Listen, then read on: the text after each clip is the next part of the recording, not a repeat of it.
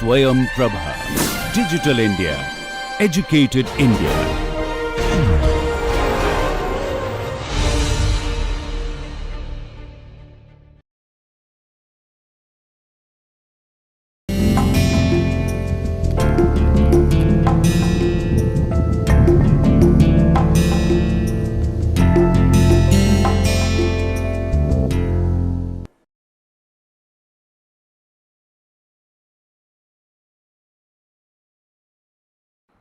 Good morning. Today I am going to discuss a new combustion concept, which is low temperature combustion, and it has some features of spark ignition engine combustion and some features of compression ignition engine combustion. And the objective to develop this hybrid combustion concept is basically to have very high efficiency, which is almost like a diesel engine efficiency or maybe even higher efficiency than diesel engine, and at the same time have very low emissions, particularly the emissions of NOx and particulate matter hydrocarbons also. So, this is called low temperature combustion, and as you can see here in this first slide, there is a gasoline engine here, and in this gasoline engine you have a spark plug, and you can see propagation of flame front. So, there is a very definitive flame front going on, and in case of a diesel engine you have injector which is located centrally, and then you have multiple sprays, and then you can see these spray flames around it. But when it comes to low temperature combustion engines such as HCCI, which stands for homogeneous charge compression ignition, the entire volume has combustion and there is no flame front. So, this is basically a flameless combustion, the entire volume burns, and the fuel air mixture here is actually much leaner than stoichiometric, and this leads to ultra low temperature combustion. And since the temperatures are low, there is hardly any NOx emissions, and since it is a ultra lean mixture here, so it is going to emit no particulates whatsoever. So, this is one of the beauty of this low temperature combustion concept, and I will discuss about more features of this low temperature combustion concept as we move forward. So, as I said, the goal of the development of this hybrid combustion concept, which is a hybrid of SI and CI engine combustion, is basically to reduce the fuel consumption, and once you reduce fuel consumption, you actually put less amount of greenhouse gases into the environment. And other than the GHG gases, you also want to reduce the harmful emissions such as emissions of carbon monoxide, emissions of hydrocarbons, particularly emissions of oxides of nitrogen and particulate matter. So, if you want to achieve these objectives, you have two options basically. One is that either you improve the conventional engines that you are using, or you can develop a new propulsion system, a new combustion concept which helps you attain these mutually conflicting objectives. So, as I said, there are two goals. One is that you want to improve the urban air quality, especially in our cities, and this can be done by reduction in carbon monoxide emissions, hydrocarbon emissions, NOx emissions, particulates emissions, NOx, ozone emissions and noise. So, that is one objective, and the second objective is to save energy. That means you make your engines more efficient, mileage is higher, as a result you are burning lesser amount of fuel, as a result you have lesser amount of carbon dioxide and methane emissions into the environment. So, this can be achieved by combustion engines. You have to make them more efficient. These combustion engines could be direct injection spark ignition engines or port fuel injection spark ignition engines. I just talked in detail about direct injection spark ignition, which is also gasoline direct injection engine in a way. So, in my previous lecture, or you can have compression ignition direct injection engines using common rail direct injection systems, that also makes the engines more efficient and clean. You can use conventional fuels such as petroleum, you can use reformulated gasoline, reformulated diesel, and the other option could be that you go for alternative engines such as engines which are using non-conventional combustion concepts such as HCCI, which is homogeneous charge compression ignition, or controlled auto ignition. That means you are making the engine auto ignite, but in a controlled manner. Auto ignition is bad, we call it knocking, but when you can control that beast, you can actually make it, put it to good use and increase your efficiency and reduce the peak temperature inside the combustion chamber. The other alternative engines you can have is based on hydrogen fuel cells, or nowadays now people are also talking of employing hybrid engines to a large extent. And you can also achieve these objectives by going for new alternative fuels, particularly fuels with lesser carbon content in them, more hydrogen content in them, such as LPG, liquefied petroleum gas, which is nothing but mainly propane, natural gas, which has mainly methane. So, it has a hydrogen to carbon ratio of 4. You can also use dimethyl ether. Here also the H by C ratio is 3, and of course, hydrogen is completely carbonless fuel, therefore, both these objectives can be met. In addition to this, there are new fuels which are emerging, such as gas to liquid, biomass to liquid fuels, coal to liquid fuels, BTL, GTL and CTL, Fischer-Tropsch fuels, or bio-oxygenated fuels such as ethanol and methanol. So, by combination of new engines and new fuels, you can actually very well tackle this twin problem of urban air quality improvement as well as energy saving. So, if you look at the conventional spark ignition engines, these engines are actually relatively cheaper and they have emissions, low emissions, but you know the problem is that they have low efficiency and they must run in a stoichiometric mixture or close to stoichiometry. So, they run on both sides of the stoichiometry, and this is shown here in this picture. In diesel engines, you know, you can use high compression ratio. Gasoline engines or SI engines are limited to 10, 10 and a half kind of a compression ratio, but diesel engines can go as high as 16.5, 17 compression ratio, and as a result they have higher efficiency, they give you higher power output. But you know, whenever you use diesel engine, there is always a diesel dilemma, and diesel dilemma really means PM NOx or soot NOx trade off. This is a dichotomy. That means, if any action you take, you try to control soot, you have to increase the temperature of the combustion, peak temperature of the combustion, and that leads to reduction in soot, but increase in NOx. And if you want to try to control NOx, you have to reduce the peak combustion temperature, it reduces the NOx, but it increases the particulate matter. So, this diesel dilemma is something that really dogs the diesel engine development, and you know, if you want to control the emissions using after treatment methods, NOx, PM, HC and CO, these are relatively quite expensive. Actually, to control HC and CO is straightforward using a catalytic converter, but if you want to control NOx and PM, it is very expensive. If you look at the conventional spark ignition engine, in theory you have a fuel which is a hydrocarbon fuel. When it reacts with air which contains oxygen and nitrogen, in theory the product should be carbon dioxide, water and nitrogen and nothing else.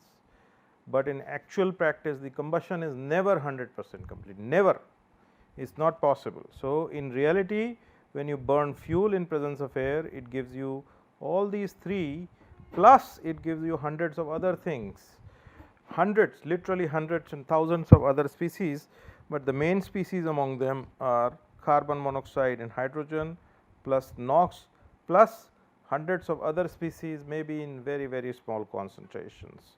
So, if you look at it, this is the reality of combustion. These are more or less harmless products. Other than this, CO2 is nothing but a greenhouse gas, but these are the species which are unfortunate consequence of incomplete combustion or high temperature combustion, where the atmospheric nitrogen starts combining with oxygen, carbon monoxide and hydrocarbons. These are the ones which make the engine exhaust very dangerous. So, if you look at the engine, any conventional spark ignition engine, how do we tackle this? So, you have a fuel injector where the fuel injection takes place in the intake manifold, fuel air mixture comes in, then combustion takes place and then power is generated and then the exhaust goes out. Okay. As I said, you know, spark ignition engine operates very close to the stoichiometry. So, lambda is almost equal to 1, and therefore, here you have a lambda sensor which is nothing but a oxygen sensor. It gives a feedback to some ECU. This ECU actually controls the fuel injection system. So, here what you want is that if you want to have an engine running quite efficiently and if you want to use a exhaust gas after treatment, one of the essential requirements for that is that the exhaust gas that is passing through the after treatment system should not have any oxygen. That means, the lambda should be either 1 or less than 1. There should be no oxygen whatsoever present. So, therefore, if this lambda sensor detects any oxygen, you are going to inject more amount of fuel, so that there is no oxygen left. And then these products, exhaust gas with these products CO, HC and NOx, pass through a three-way catalytic converter, where the requirement is that lambda should be equal to or less than 1. Then in that case, what happens is this oxides of nitrogen gets reduced to nitrogen, and carbon monoxide and hydrogen, they get oxidized to water and carbon dioxide, and all three of them are harmless species. So, you can see that all the harmful species in the engine exhaust at this level eventually get converted into harmless species going out of the exhaust pipe, and that makes the engines much more cleaner, and that is what is a desirable thing. Okay. There are few other propulsion systems which are also attracting worldwide attention, particularly for the transportation system, and they also offer, they are very promising, such as fuel cells.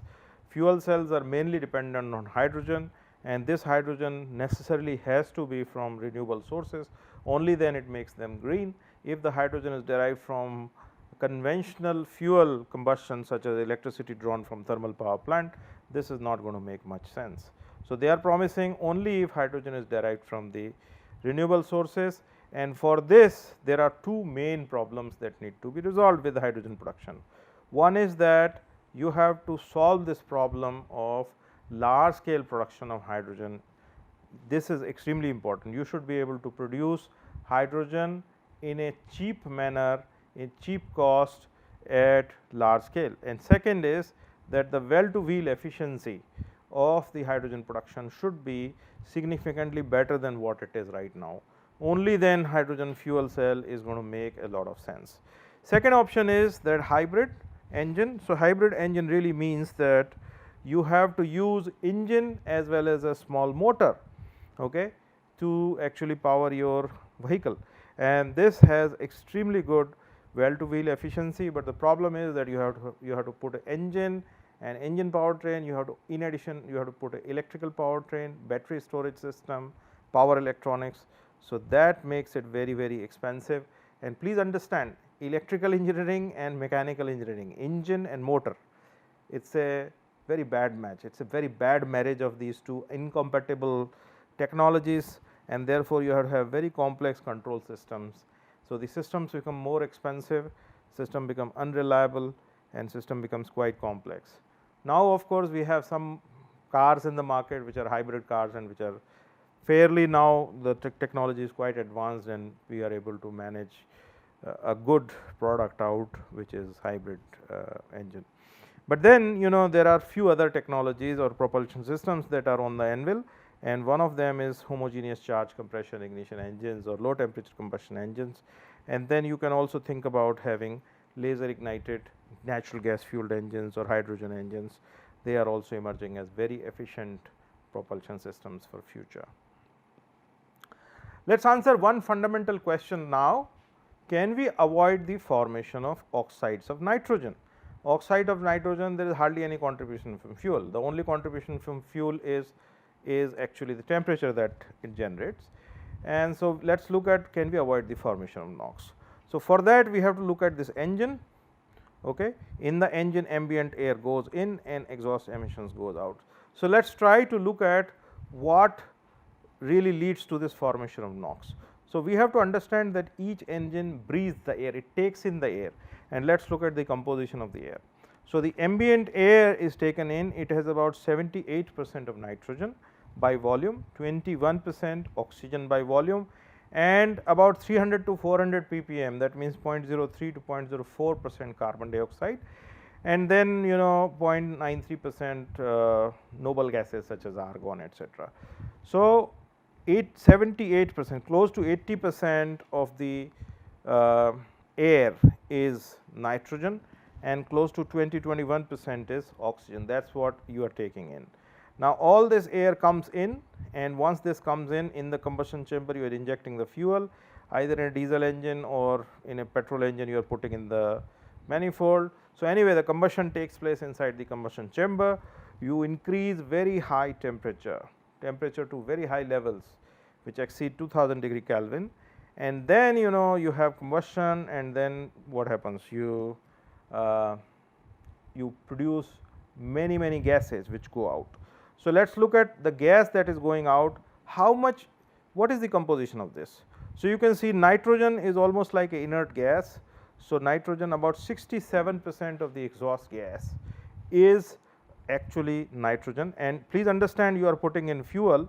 So, the volume flow rate of the exhaust is certainly more than the volume flow rate of the intake air. So, the nitrogen is about 67%. So, 78% reduces to 67. Lot of fuel that you are putting in is carbon. It reacts with the oxygen in the air and forms carbon dioxide. So, about 12%, 10%, 12%, 15% is the carbon dioxide, depending on what load you are operating. And then you also have formation of water. So, 10% by volume is the water vapor, and then 7% is what is noble gas plus oxygen. As I mentioned, not all the oxygen gets consumed. So, 7% is noble gas plus oxygen, and all these regulated emissions is actually less than 1%. Regulated emissions, when I say regulated emission, what do I mean? There are 4 regulated emissions on which the government of the day in different countries had adopted different norms that you can't pollute this much, more than this much into the atmosphere, and mainly these 4 regulated emission gases are carbon monoxide, hydrocarbon, oxides of nitrogen, and particulate matter. And please, surprise, CO2 is not a regulated pollutant in most emission regulations, especially so far in India. In Europe, of course, they have started putting CO2 limits also, but that is more because of the efficiency consideration. They want the OEMs to actually make engines more efficient, so that it burns less fuel and puts lesser amount of CO2 into the atmosphere. So, and in fact, if you ask me as a engine designer, CO2 is the least harmful of all the pollutants. So, I would like all the fuel that I am putting in to get converted to carbon dioxide. So, this is my statement as an engine designer, but when I wear the hat of a environmental scientist, I would like to have CO2 as less as possible, because it is a GHG gas, greenhouse gas, and it is not good for the environment. It leads to carbon imbalance, it also leads to global warming and so on and so forth. But having said that, CO2 should not be reduced and by increasing carbon monoxide and hydrocarbons. So, that is one point that. So, if you look at this entire gamut, here the atmospheric oxygen is combining with atmospheric nitrogen.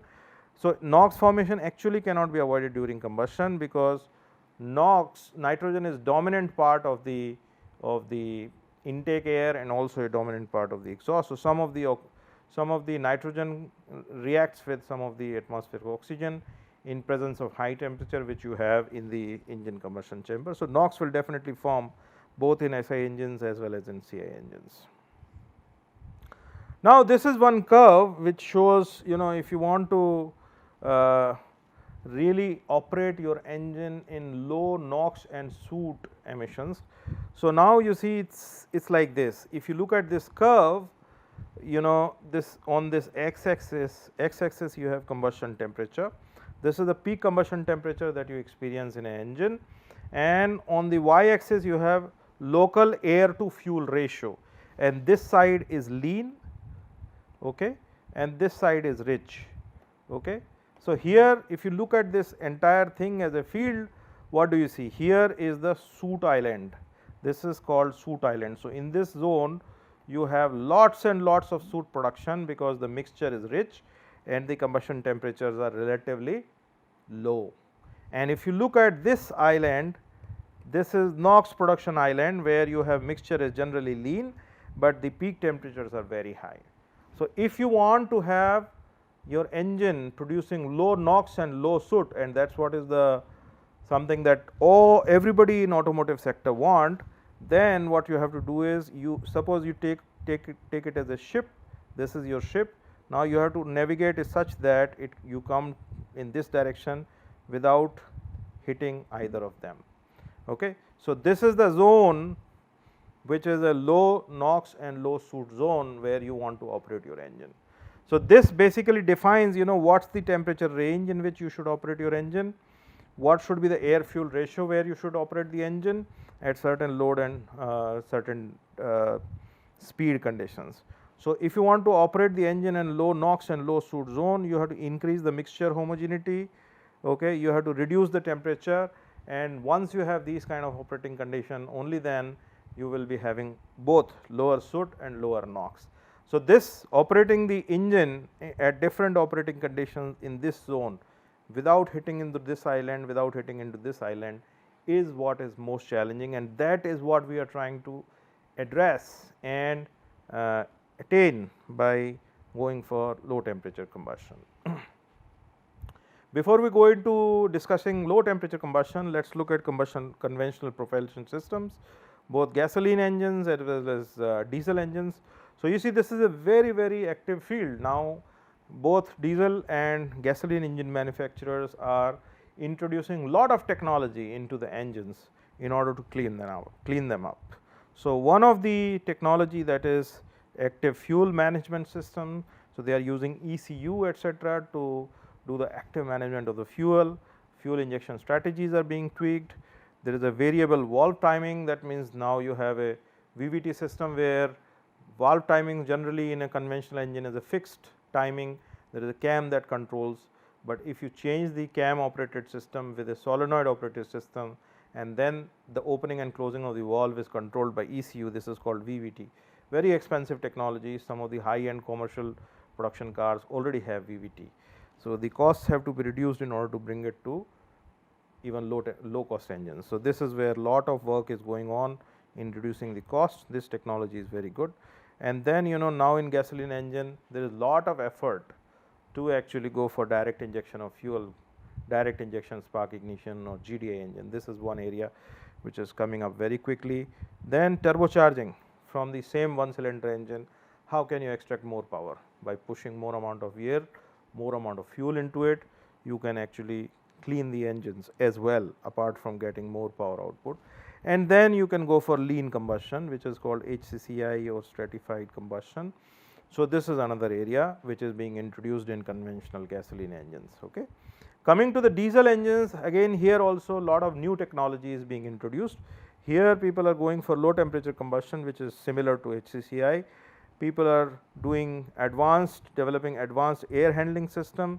People are going for model based and closed loop control systems in order to control the combustion, and then people are trying to introduce very efficient NOx control system, NOx exhaust gas after treatment systems to clean them up. So, this is the landscape of the technology for conventional diesel and gasoline engines.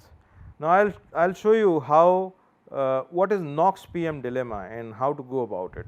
So, if you look at this curve x axis you have particulate matter and x axis you have NOx, which is in grams per kilowatt hour, on the y axis you have particulate matter, and these are different limits. So, this is the envelope where you can operate if you want to go for Euro 3. This envelope reduces to very small envelope if you want to go for Euro 4, and Euro 5 is this green envelope, even very small. This is Euro 5, and Euro 6 will be even smaller than this.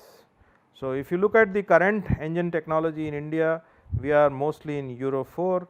So, this is the trend that is being followed, and then if you do primary NOx reduction. So, when you do primary NOx reduction, NOx will reduce, but as I said, the temperature will in the combustion chamber, peak temperature will reduce, and therefore, the PM emission will go down. So, if you go for primary NOx reduction, you have no choice. So, you go this way, NOx reduction, and then you apply a particulate trap, and that way you can come from Euro 4 to Euro 5.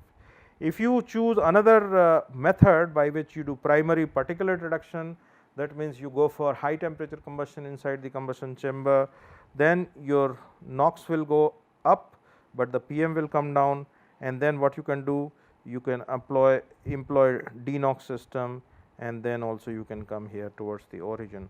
Or the best way will be that in this engine, if you apply HCCI combustion, you can attain very low levels of emission without having to go for very expensive after treatment systems. So, therefore, HCCI is challenging. Certainly, I mean, control of HCCI is one of the big challenges, but you can actually do away with both NOx and particulate after treatment system. So, this is the beauty of this system. So, PM NOx dilemma of the stratified charge compression ignition engines, which is both direct injection, compression ignition direct injection, and direct injection spark ignition engine.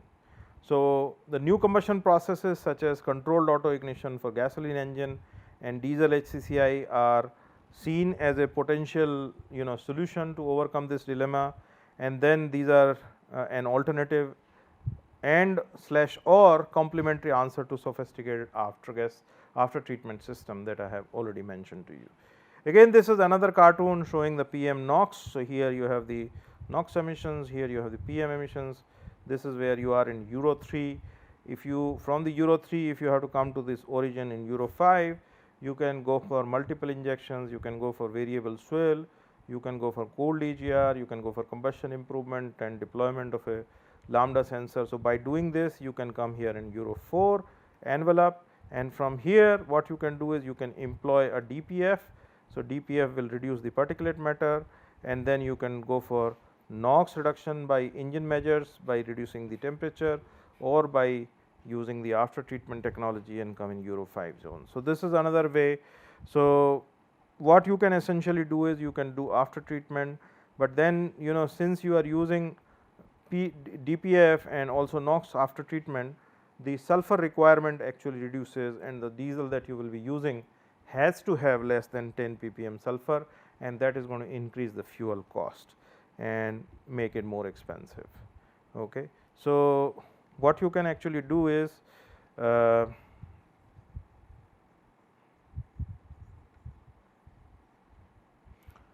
you have this engine, and then you have lambda sensor here, and then you have oxidation catalyst, you have a NOx catalyst, you have a particulate filter, and then you have another NOx storage catalyst. So, once you employ all of this, the exhaust will be quite clean. Or what you can do is you do not do any of these after treatment systems, you directly go for HCCI, and this HCCI will be able to reduce all the NOx emissions from your engine, and that makes it quite popular, quite cheap, quite workable solution. The only thing is that the control of the combustion in a HCCI engine or low temperature combustion engine remains quite complex. So, this cartoon actually shows you different types of engines, and once you achieve or convert them into low temperature combustion engine, what happens to emissions. So, please look at this, on this y axis the NOx ppm is written. So, this is typical NOx emissions in ppm. So, this is the raw emissions. If you look at gasoline port fuel injection engine with lambda equal to 1, that means this is a stoichiometric engine. You will be emitting NOx emissions of the order of 500 ppm. If you are using a direct injection diesel engine, you will still be emitting about 100 ppm of NOx. If you make this PFI as a direct injection spark ignition engine in stratified lean mode, that means I discussed with you in my previous lecture, it is a GDI engine which is operating at part load, where you are actually doing end of the compression stroke injection, and then temperatures are not very high. In that case, actually this 500 ppm will come down to about 100 ppm, and it is not a rocket science, you reduce quite a bit. But the moment you convert this into a controlled auto ignition engine, so if this 500 ppm engine that you are operating at lambda equal to 1, if instead of spark ignition mode, if you start using it in controlled auto ignition engine, this 500 ppm will reduce to 5 ppm only. It is unbelievable, but it is true. Without any after treatment, 99% of the NOx emissions have been controlled for a gasoline engine which is running in controlled auto ignition mode at lambda equal to 1. If you convert this stratified lean GDI engine into a controlled auto ignition lean engine, 100 ppm will then reduce to 2.5 ppm. So, you can see 98%, 97% reduction in the NOx is just possible simply by operating the engine from spark ignition engine into a low temperature combustion engine. The other thing that you can do is this diesel engine, which is emitting the NOx of the order of 100 ppm, if you convert it into HCCI engine, this 100 ppm will reduce to 1 ppm. So, again here also 99% NOx reduction is possible. So, please you can see that without any after treatment systems, if you operate your engine in a low temperature combustion mode, of course, you have to do a lot of development, but the end result will be that without any after treatment, you will be able to reduce the NOx emissions by easily by 95% without much of a problem, and that is a big quantum jump in terms of emission compliance. Okay. How does it happen? So, it is very simple. This is one cartoon which I am going to show. So, what you do is you are operating a conventional engine. Okay.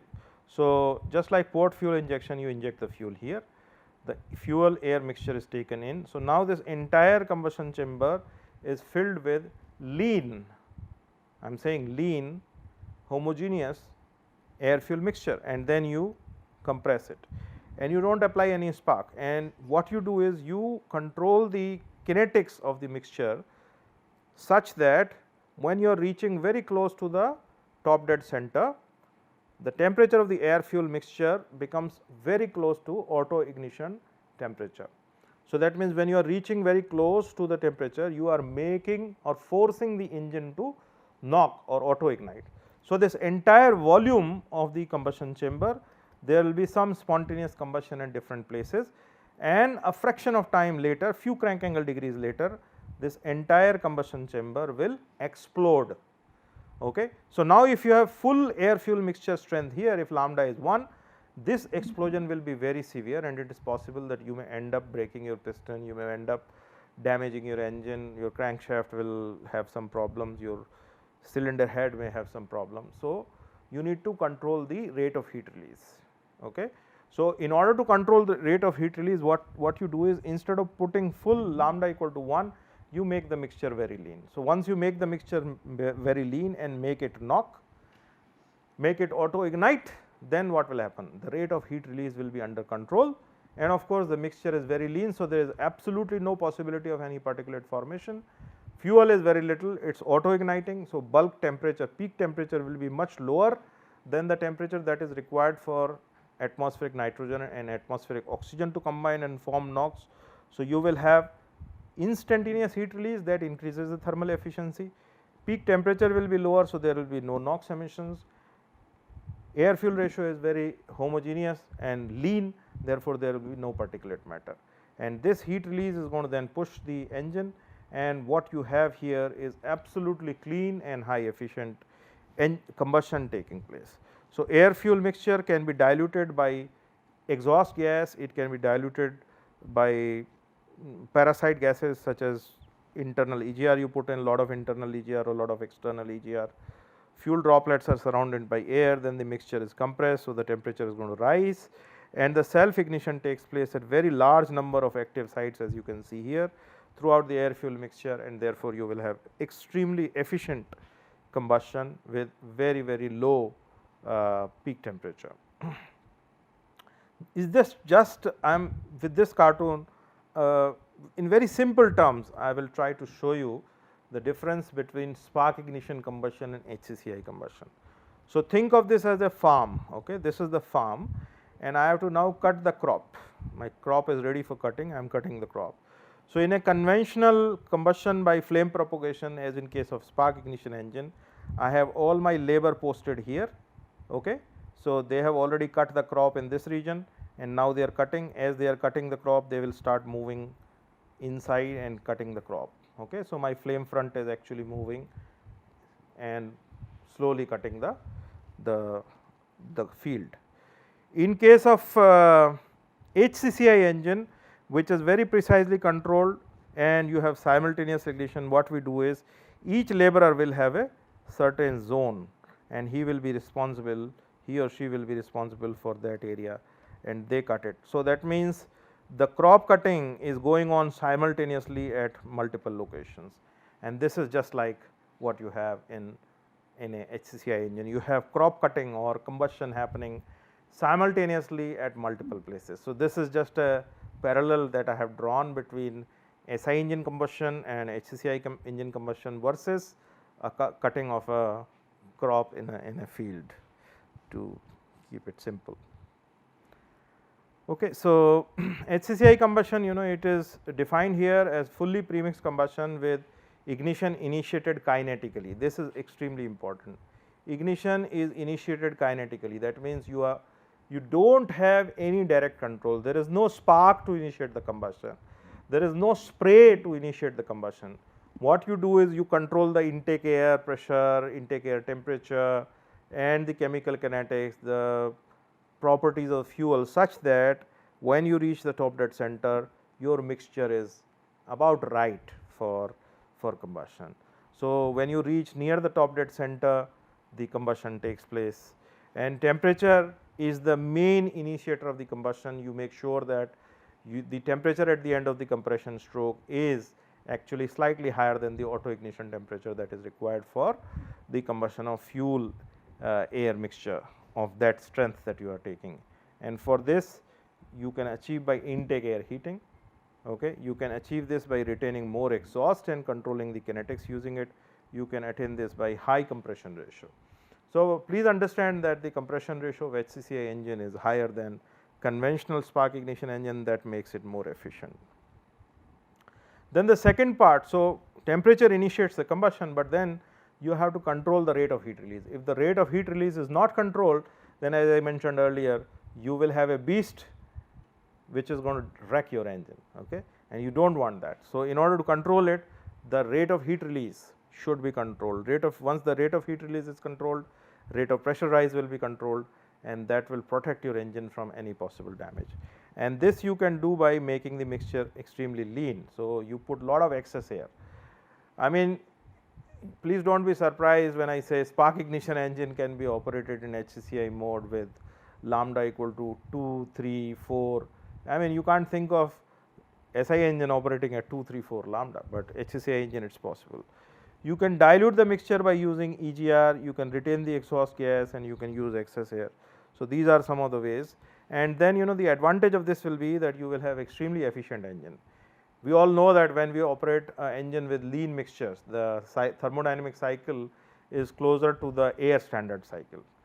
So, the efficiency will be much higher. You are very close to the ideal cycle. So, and there will be fast combustion because explosion is always faster than the flame propagation. So, in a shorter time you will be releasing more heat. So, combustion will be faster. You need not, it is not necessary that you throttle the engine, and you can use high compression ratio. So, all this is going to make you make your engine more efficient. It is going to lead to low NOx emissions, low particulate emissions, low smoke emissions. But there are some challenges, and the challenges are that this concept is still under development, not fully developed. There are potential issues. If you are putting less amount of fuel, obviously the power output will be lower. So, only part load can be catered in HCCI mode. It is very difficult to control because there is no direct control of spark, there is no direct control of injection of the fuel. Combustion noise is very high because the explosion is taking place. So, noise is high. Control compromises you have to make, which lead to reduced fuel efficiency, and it is very sensitive to fuel variation. So, if you take a 1 octane number fuel and if you put in 2 or 3 octane number less, then you may have some problems in the engine. So, these are some of the issues that need to be addressed. So, if you look at the merits of the HCCI combustion, first merit is low temperature, low combustion temperature, which leads to very low NOx formation. As I said, 99% lower is possible. There is no lean or rich region in the cylinder. So, there is no soot, there is no NOx both, and this problem that we were discussing, soot NOx dilemma, it does not exist because you are killing both the birds with the same stone. So, this soot NOx dilemma does not exist in case of HCCI engines, it exists only in case of SI and CI engines. Okay. So, engines capability to idle and to operate at part load without necessity to throttle using highly diluted mixture. So, you can use without throttle, and that makes the engine more efficient. negative loop of the thermodynamic cycle completely gets absent. Okay. So, there are much lower cyclic variations leading to improvement in engine design parameters, and if you look at the fuel consumption benefit, this is actually 20 to 25% more efficient compared to SI engines. So, this is one of the plus points, and the challenges are controlling the ignition timing and combustion rate, that is one big challenge. Then this can be operated only in a small window of engine speed and load conditions. So, how do you expand it and make it such that the engine all load, all speeds can be catered in HCCI mode? Transient operation, sudden change of load, sudden change of speed, HCCI is not very good in these. Then although NOx and PM emissions are less, but the possibility of CO and HC emissions is high, but then again managing HC and CO emissions is not really very difficult. Emissions are high, you can actually put a efficient two-way catalytic converter or three-way catalytic converter to actually take care of it.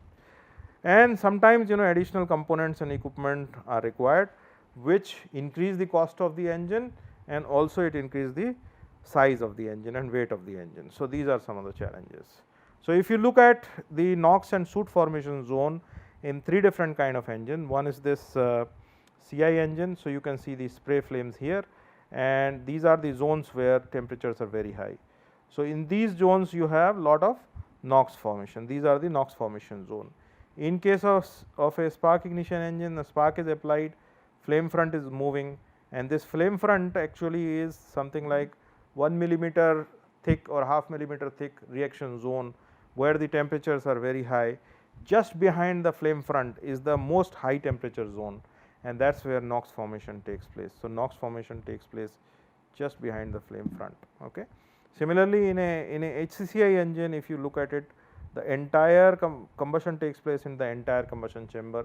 There is no high temperature zone, there is no soot formation zone. So, therefore, this leads to ultra low NOx and ultra low particulate formation in a HCCI engine.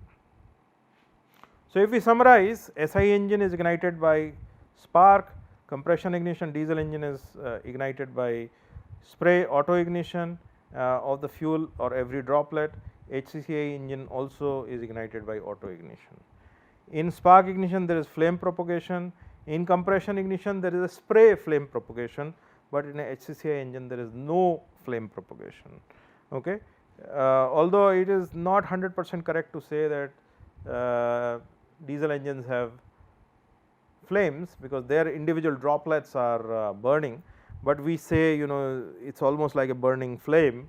So, we do not say it is a flame front, we say it is a spray flame, okay, because many of these individual droplets they coalesce together and burn.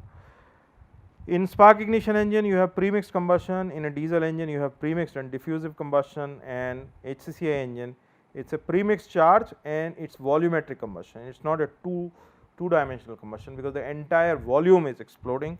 So, and SI engine you have throttled operation, CI engine you have unthrottled operation, HCCI it is possible to have unthrottled operation. In SI engine the fuel is injected by port, in diesel engines you have direct injection with use of fuel, and in HCCI engine both direct injection as well as port injection is possible. SI engine operates very close to stoichiometric mixture. Diesel engine can have variable stoichiometry, so it can operate from air fuel ratio 100:1 to 20:1, still on the leaner side depending on what load you want to operate. And but in HCCI engine it is lean to very dilute stoichiometry. So, lean it is always very lean in HCCI. So, this puts in perspective the three types of combustion concepts and the subtle differences between them. Coming to the HCCI engine, the heat release occurs because of the premixed charge combustion and sudden auto ignition, just explosion. So, there are certain limits, and there are mainly two operating limits. One is called knock limit and the other one is called misfire limit. So, these are the two limits that control the upper bound and the lower bound of HCCI combustion, and I will explain that. So, if you have a pressure rise rate that is unacceptably high, that means you have put in lot of fuel and pressure rise rate is very high. So, then it is called knock limit. This occurs when the available fuel auto ignition quality is much lower than the engine requirement, and your pressure rise rate is actually more than what the engine can tolerate, then that is called knock limit. You have to then put lesser amount of fuel and bring down the rate of heat release, rate of pressure rise. If you keep on making the mixture leaner and leaner and leaner, at some point in time the mixture will not ignite. So that is called misfire limit. So when the cyclic variations, and when in one cycle the engine does not auto ignite, in the other one it auto ignites, 5 cycles it ignite, 6 cycle it does not ignite, it leads to cyclic variations, it leads to cyclic variations in the engine, and that cyclic variations, if there are too many misfire events, then cyclic variations become more than unacceptable levels, and that is where you say that this is the lower bound of the air fuel ratio. This occurs when the available fuel auto ignition quality is much higher than the engine requirement. Okay. So as I said, the operating range and operating region. So this is the area of HCCI combustion in equivalence air fuel ratio and combustion temperature map. So here you have the equivalence ratio or air fuel ratio, here you have the temperature. As I showed earlier, this is the soot island, this is the NOx island, and conventional diesel engine operates here in between then. So sometimes it is producing more soot, sometimes it is producing more NOx. HCCI combustion operates here, very clear of both of these islands. So this is where the HCCI engine operates in very low temperature zone. And if you look at the envelope of HCCI for a vehicle operation, here you have x axis you have the engine speed, y axis you have the BMEP. This is the envelope that is expected from a SI engine or CI engine. Okay. But if you look at the HCCI, the envelope is this. What does it mean? It means that if you want to operate, if you want to make a vehicle which has an engine dedicated to HCCI technology, you will never be able to make a good product, because it can't really cater to high speed, high load conditions. You can only operate in low load, low speed conditions. Okay. This makes it extremely limited. So that means if you want to make a product, a vehicular product, automotive product of using HCCI engine, then what you need to do? You need to actually you need to make the engine operate in this zone when your engine requirement is this, and then switch to SI or CI mode when the requirement is this. So that means you should develop a engine which is capable of mode switching, okay, and that will actually help you make a product which you can sell in the market. Current drawback of HCCI combustion is that it is presently limited in power output, because you make the mixture very lean, and if you want to increase the power output, what are the options? First is that you keep the mixture lean but push it. So more amount of fuel, more amount of air, go for turbocharging or supercharging, or you develop a dual mode engine. That means dual mode, as I mentioned to you earlier, when the load speed requirement is less, it operates in HCCI mode. When the load speed requirement is more, it operates in conventional SI or CI mode. So HCCI engine configuration can be dedicated HCCI. Of course, this dedicated HCCI can be used, but for applications like gensets, okay, you can over design the engine. It is sitting there, does not matter. But if you want to make the engine HCCI engine for a transport application, then you have no choice but to go for dual mode, and this dual mode could be HCCI and compression ignition, or it could be HCCI and spark ignition, depending on what is your choice. So both engines can be converted to low temperature combustion mode, and you can make a hybrid engine which can operate sometimes on this mode, HCCI mode, sometimes on SI or CI mode. Okay. Now, if you want to operate the engine like this, how do you introduce the fuel? So as I mentioned, HCCI engine can have both. You can have direct injection, so you can inject the fuel just like a diesel engine. You can also inject the fuel just like in petrol engine. So you mix the fuel in the port, and this fuel air mixture can come into the engine via the valve. So you can have a direct injected HCCI engine, or you can have a port injected HCCI engine, depending on how you would like to have it. Okay. So if you want to control the combustion phasing is crank angle 50, CA 50. That means the crank angle at which 50% of the fuel that is present in the engine combustion chamber is already burned, that is CA 50. So there are two fundamental approaches for controlling the start of combustion. okay, using CA50. One is that you can control the mixture reactivity. The air fuel mixture reactivity should be controlled, or you can control the time temperature history. That means at what crank angle degree, what is the temperature. Both are possible. So, these are the very important methods for controlling the HCI combustion. One, as I said, is mixture reactivity. If you alter the mixture reactivity, you can control the combustion. Second is that if you alter the time temperature history of the mixture, then also you will be able to control. As I said, biggest limitation of the HCCI engine is that you have no direct control, and by altering the mixture reactivity and time temperature history, you are trying to control the combustion. And this can be controlled by these several techniques. For example, if you want to control the mixture reactivity, you can blend 2 or more fuels and play with their mixture properties, play with the fuel properties. You can have fuel additives, okay. You can have fuel preconditioning, that means temperature and pressure can be changed.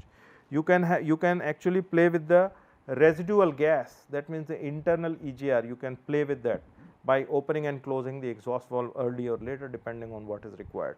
So, by you doing all this, you will be altering the reactivity of the mixture of fuel and air. So, either you are changing the composition of the air by altering the residual amount of air, or you are changing the composition and quality of fuel that you are putting. So, these are the 4 methods by which you can alter the reactivity.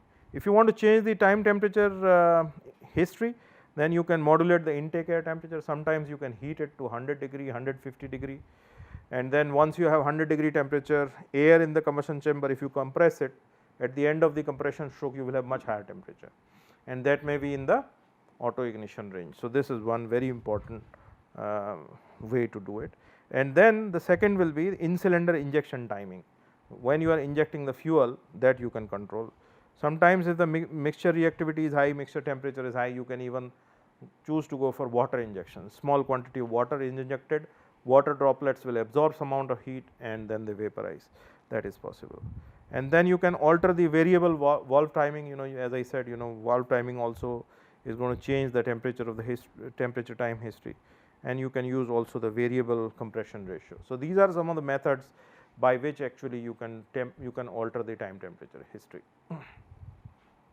So, if you look at the main steps, what will happen, you take the intake air and the fuel. So, that means you take the intake air charge into the combustion chamber. You can either take just the air and inject the fuel, or you can inject the fuel here. Either way, there are many options. So, once you take the premix charge in, then you compress it, and when you compress it, the volume will reduce and the temperature will increase, and then you control the reactivity of the mixture so that the charge is compressed, and then at some points auto ignition will start, and fraction of crank angle degree or maybe 1 or 2 crank angle degrees later you will have explosion. So, entire volume of the combustion chamber will explode.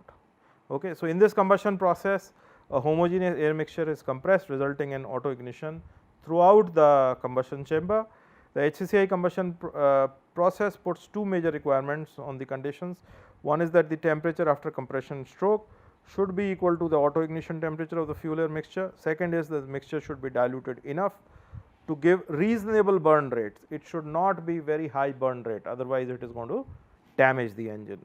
In DICI combustion process, that means direct injection compression ignition, that means diesel engine, the mixing is turbulent diffusion, that turbulent diffusion controlled. In HCCI there is no control on the ignition timing, it is only controlled by mixture reactivity and time temperature history. So, in DICI engine process, turbulent diffusion mixing takes place, and then HCCI there is no direct control. So, this is HCCI, there is no direct control, it is a homogeneous mixture. Since it is a homogeneous mixture which burns at lower temperature, there is no particulate matter emission, no NOx emission. In DICI engine, the fuel is injected in the combustion chamber and there is a turbulent diffusion of the fuel in the air, and there are certain zones which are very rich and there are certain zones which are very lean. So, this leads to formation of particulate matter as well as NOx. So, all the hot regions NOx will form, all the rich regions the particulate will form. So, in DICI both direct injection compression ignition engines, both NOx and soot will form. In the HCCI engine neither NOx nor soot, none of them is formed. So, this shows a comparison of the CI versus HCCI engine. Again, this is another cartoon showing the same thing. This is the injector, this is the ignition point, fuel air mixture burns here. In SI engine this is flame front, and here in HCCI engine the entire volume is actually exploding, and this leads to no formation of or very little formation of NOx and soot. This picture shows you the comparison of a diesel engine combustion and HCCI engine combustion. This is a P theta diagram. So, here you have the crank angle degree, and this is the top dead center. This is the diesel engine combustion. Pressure is not very high, you can see the peak pressures of the order of 50-60 bar. This is the P theta diagram for HCCI combustion, which is much higher. And if you convert this P theta diagram into heat release rate diagram, or this is cumulative heat release or burn fraction diagram, they will be almost similar. You can see this is diesel combustion. So, it is very slow, it is extended over a long period of time. Okay. But if you look at the HCCI combustion, this is much shorter, and you can see this is very sharp compared to this. Slope is very high. That means the combustion is extremely fast in case of HCCI combustion compared to CI combustion, in spite of having lesser amount of fuel, because of strong chemical kinetics taking, which is almost like which is auto ignition, which is controlled by auto ignition. Now, as I said, very low emissions are possible. So, this is the Euro 3 envelope, this is the Euro 4 envelope, this is the Euro 5 envelope, this is the Euro 6 envelope. Further extended, this is where we are, this green zone further extended to this. This green zone, this is US EPA 2007, this green zone is what is attainable by HCCI combustion. So, HCCI actually gives you very close to the origin, hardly any NOx, hardly any soot, and that is what makes it extremely interesting. Although the challenge of HCCI or low temperature combustion control is very involved process. So, the merits, coming to the merits of HCCI combustion, it has of course very high thermal efficiency, extremely low NOx emissions, extremely low PM emissions, and 20 to 25% benefits in terms of higher efficiency compared to SI engines. And the challenges include controlling the ignition timing and controlling the combustion rate or rate of heat release. Operating range is very small, transient operation management is difficult, HC and CO emissions are high, and additional components and equipment are required, which increases the cost and the weight of the engine. So, this is my last slide showing the summary. So, in summary, the HCCI engine can have high compression ratio. It is an engine which is based on auto ignition of the fuel air mixture which is lean, and since it is auto ignition based, very high combustion rates are observed in this, and that is what makes it very different from SI and CI engine. Combustion takes place spontaneously and homogeneously without any flame propagation. It is a volumetric explosion. Okay. Since it is volumetric explosion, the entire charge, however small it may be, it explodes in one go, and since it explodes in one go, the rate of heat release is generally very high. So, the entire fuel energy is released in a very small crank angle duration, very close to the top dead center, and that is what makes it much more efficient than SI and CI engine.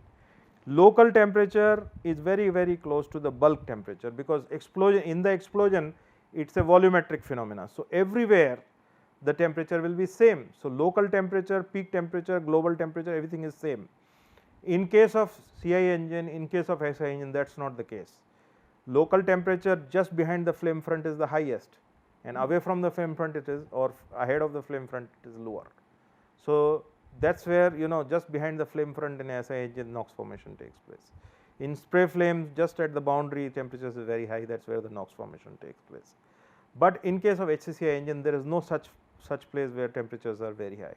In fact, the peak temperatures are several hundred degree less than peak temperatures in SI and CI engine, and it is completely outside the NOx formation window, and that is the reason why HCCI engines are much clean and they do not produce much of NOx and PM. So, as a result, their NOx and PM emissions are very low, they have high thermal efficiency, but the main challenge is combustion phasing and control when the explosion will take place.